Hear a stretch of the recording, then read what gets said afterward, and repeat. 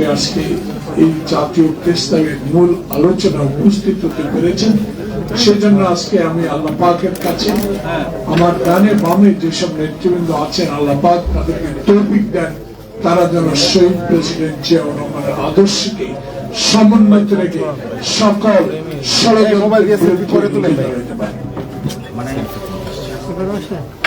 প্রিয় বন্ধুগণ, অনেক কথা হয়েছে। সংবাদ সংগ্রহ করতে এসে আপনারা দেখেছেন আজকে আমাদের নেতা নজরুল ইসলাম খান সাহেবের একটা শহীদ জিয়ার মাজারে বক্তব্য আছে, বিকালে আমাদের পটুয়াখালীতে সম্মেলন আছে, বিভিন্ন সংবাদগুলো আপনাদের সংগ্রহ করতে হয়। তাই আমি সংক্ষেপে একটি কথা বলে আমার বক্তব্য শেষ করব। প্রিয় বন্ধুগণ, প্রিয় সাংবাদিক বন্ধুগণ, আমি বুঝতে পারি না, আমার যেন এই কয়েকদিন ধরে আমার মনে খুবই ব্যথা। সেই ব্যথাগুলো প্রকাশ করার জায়গা হলো প্রেস ক্লাব। জাতির বিবেক আপনারা, অতীতে আপনারা সকল ষড়যন্ত্রের বিরুদ্ধে কথা বলার কোন শক্তি সাহস ছিল না। এই জুলাই মাসের আজকে 2 তারিখ, জুলাই আগস্ট বিপ্লব আমরা বলি। আমরা 16 বছর এই জুলাই আগস্ট বিপ্লবকে সমর্থন করার জন্য যে প্রস্তুতি তারেক রহমানের নেতৃত্বে নিয়েছি, সেটাই সফলতা এনে দিয়েছে আজকের এই 2 তারিখে। যাদের কথা বলি, যাদের কথা আমাদেরকে স্মরণ করতে হয়, আবু সাইদ, খোকন, মুক্ত সহ অগণিত যারা আত্মহত্যা দিয়েছে, তাদেরকে অবশ্যই আমাদের স্মরণ করতে হবে। যারা শহীদ হয়েছেন তারা কারো ব্যক্তিগত সম্পদ, যারা আত্মহত্যা দিয়েছেন তারা গণতন্ত্রের জন্য আত্মহত্যা দিয়েছেন। তারা বাংলাদেশকে হয়তো বা দেখবেন না, কিন্তু তাদের আত্মা শান্তি পাবে। তাদের অবদানের প্রতি আমরা যদি স্বীকৃতি দিই, তাদের এই অবদানের জন্য যে সকল কার্যক্রম আজ অন্তর্বর্তীকালীন সরকারের হাতে অর্পিত হয়েছে, সেগুলো যদি আমরা সফল করতে পারি, তাহলেই তাদের আত্মা শান্তি পাবে। এদেরকে নিয়ে একটু দয়া করে টানাহেসা করেন। এরা আমাদের সম্পদ, এরা আমাদের ইতিহাস, এরা আমাদের ঐতিহ্য। আমরা এদেরকে বুকে ধারণ করবই। কেউ নিজস্ব সম্পদ হিসেবে এদেরকে কেউ অনুগ্রহ করে ব্যবহার না করাটাই ভালো।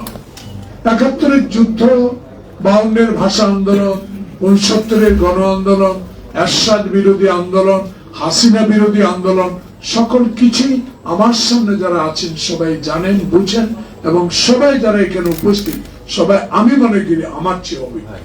কিন্তু আমি বলতে পারি, যারা গণতন্ত্রের কথা বলে গণতন্ত্রকে গলা টিপে হত্যা করেছে, তাদের বিরুদ্ধে কোনো কথা সালাম আমাদের জামাল বলতে পারে। আমরা তো বলার সুযোগই পাই। পার্লামেন্টে গিয়েছিলাম, কথা বলার সুযোগ থাকার কথা, সেই সুযোগ থেকে বঞ্চিত। দেশনেত্রী বেগম খালেদা জিয়া পার্লামেন্টে যেতেন, কিন্তু কথা বলার সুযোগ থেকে স্পিকার অনেক সময় বঞ্চিত করতেন। আমাদের রুলসে আছে, পার্লামেন্টে অপোজিশন লিডার হাত তুললেই তাকে ফ্লোর দিতে হয়। কিন্তু বহুদিন আমি দেখেছি, বহুবার এই পার্লামেন্টে যাওয়ার আমার সৌভাগ্য হয়েছে। সেটা আমার কারণে নয়, শহীদ জিয়ার ধানের শীষের কারণে। আমি দেখেছি স্পিকারদের দলীয়করণের কারণে এই পার্লামেন্টও হাসিনার আমলে স্বাধীনভাবে চলতে পারে না। তাই আজকে খোকন মুগ্ধ আপনার নাই, কিন্তু আপনাদেরকে আমরা স্মরণ করি এই জন্য যে আপনাদের আত্মদানের মধ্য দিয়ে আমাদের এই ইউনূস সরকার, এই অন্তর্বর্তীকালীন সরকার 11 মাস অতিবাহিত হলো, এখনো সংস্কার শেষ করতে পারেন। আজকে দেখলাম ঐক্যমতের একটি সভা হচ্ছে। কবে ঐক্যমত হবে? কবে নির্বাচন হবে? কবে সেই হাসিনা বিরোধী আন্দোলনে যারা জীবন উৎসর্গ করেছে, যেই জন্য উৎসর্গ করেছে সেই গণতন্ত্র, সেই নির্বাচন আমরা কবে প্রেরণ করব? অনিশ্চিত, কিন্তু একটা প্রত্যাশা, একটা আশার আলো মানুষের মনে জেগেছে। প্রফেসর ইউনূস সাহেব যখন লন্ডনে আমাদের নেতার সাথে সাক্ষাৎ করেছে, সারা বাংলাদেশের মানুষ খুবই খুশি হয়েছে।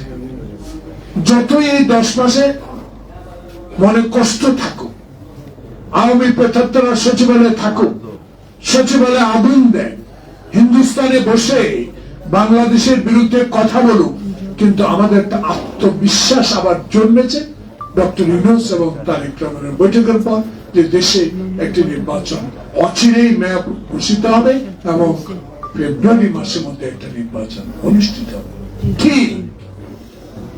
ঠিক আবার মঈন ফখরুদ্দিনের মতো শুধু খালেদা জিয়া হাসিনাকে মাইনাস করার কথা আপনারা শুনেছেন।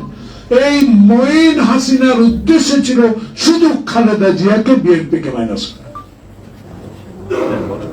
আমরা দেখেছি হাসিনা কয়েকবার চোখের চিকিৎসা নামে দেশের বাইরে যেত, কোন মতে বহু ডিজিডিয়া এনএসআই বেগম জিয়াকে চেষ্টা করেছে একবার বাইরে নিতে পারলে আর ঢুকতে দিত না, কিন্তু হাসিনাকে দিত। আমার নেত্রী রাজনৈতিক যে দূরদর্শিতা, ওনার বক্তব্যে আমার মাটি, আমার বাড়ি, আমার জন্ম বাংলাদেশে, বিদেশে আমার কোনো বাসা নেই, বাড়ি নেই, আমি জানি না। দেখেন, এখন ষড়যন্ত্র মনে হয় আবার শুরু হয়েছে নির্বাচনকে নিয়ে। হঠাৎ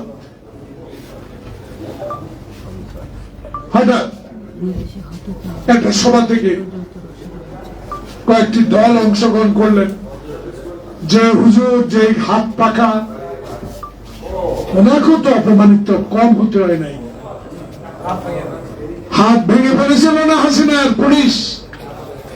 হঠাৎ কেন মনের মধ্যে তাদের অন্য প্রসঙ্গ চলে আসলো? কারা এই মাথার মধ্যে এটা ঢুকিয়ে দিল?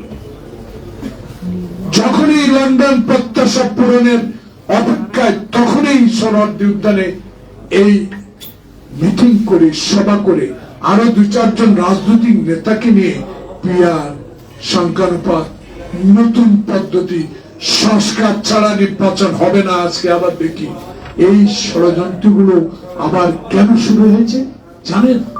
একটি মাত্র কারণে, তারেক রহমানের ধৈর্য, তারেক রহমানের সহচর্যের ধৈর্য। রক্তাক্ত অবস্থায় মাথা আল্লাহ ছাড়া কারো কাছে নত করেন নাই। আবার দেখেছেন তারেক রহমানের যে সাহসী ভূমিকা 16 বছরে, তারেক রহমানের যে সাংগঠনিক শক্তি, সেটা দিয়ে বাংলাদেশে 16.5 বছর হাসিনার রক্ত চক্ষুকে উপেক্ষা করে এবং পুলিশ র্যাবের বিরুদ্ধে লড়াই করে টিকে আছে। যারা জীবন দিয়েছে তাদের স্মরণ করি, যারা মৃত্যুর পর থেকে আমরা বেঁচে আছি, আমরা সাজরে এখনো চিৎকার দিয়ে যখন বলি দেশটা নির্বাচন দিতে হবে। তারেক রহমান বলেছে, আমি এমন নির্বাচন চাই যে নির্বাচন দিনে হবে, যে নির্বাচনে মৃত ব্যক্তি ভোট দিবে না। ঠিক তেমনি মুক্তি আবার ষড়যন্ত্র। এই ষড়যন্ত্র কিন্তু গভীরে যেতে হবে। আমি Abdul Salam, joint secretary general, আমাদের ধর্ম সেক্রেটারি জামালকে অনুরোধ করব, যখনই আপনারা নেতৃবৃন্দের সাথে আলোচনা করার সুযোগ পাবেন, জেনে নেওয়ার চেষ্টা করবেন কারা এই ষড়যন্ত্রের সাথে জড়িত। ষড়যন্ত্র এখন ওপেন হয়ে গেছে। আজকে তো আরো যে সংস্কার ছাড়া নির্বাচন হবে না। আগে কি জাতীয় সংসদ নির্বাচন নয়, আগে স্থানীয় সরকার নির্বাচন, নমিনি ডিক্লেয়ার, আবার নির্বাচন করবেন, আবার 300 প্রার্থীও দিয়ে দিল, ইউনিয়ন পরিষদের চেয়ারম্যানের প্রার্থীও দিয়ে দিল, আবার নির্বাচন হবে না। এইসব ষড়যন্ত্র একটি কারণে হচ্ছে, যখন বাংলাদেশের মানুষ শহীদ জিয়া, খালেদা জিয়া, তারেক রহমানের এই ভাষণ, এই সাংগঠনিক শক্তি এবং দেশে 31 দফা এবং দেশের গণতন্ত্র প্রতিষ্ঠার পর যদি সরকার গঠন করতে পারি, তাহলে আমি 186 দিনের যে কর্মসূচি নেব, সেটা যখন প্রকাশিত হচ্ছে, এদের মাথা নষ্ট হয়ে গেছে।